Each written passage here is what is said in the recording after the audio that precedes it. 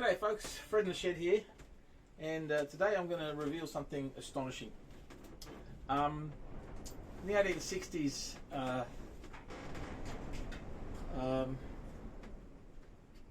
Arthur Sullivan of Gilbert and Sullivan fame wrote a piece called The Lost Chord. It was for a friend of his, and in that song he claims that he played a chord and he could never find it again. And it was a chord that was like an amen. It was a holy chord.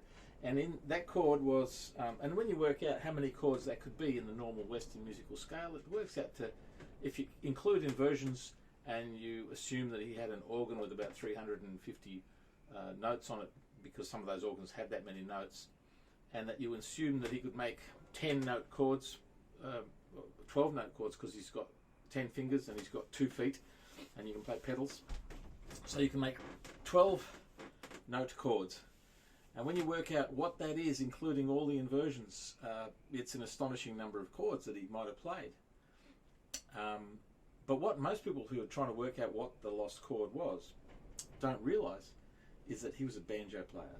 He wrote some music for banjo for his mate in Australia, A.E. Wagstaff. And not only did he write music but for that, but he also had another weird little bit of synchronicity.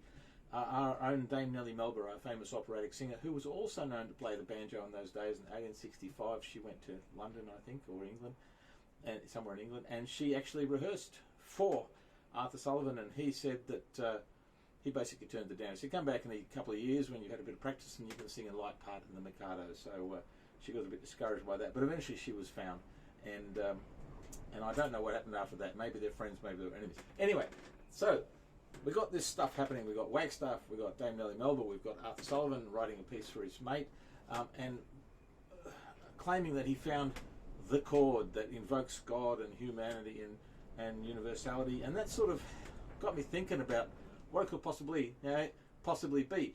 He's a banjo player, so I figured it must be a banjo chord, and the only chord I know that sounds like a magnificent chord is this one. And that's in the regular tuning, and it's a C9. And that is a magnificent chord, it's a spiritual chord, it's a Zen chord, and I reckon that's the lost chord.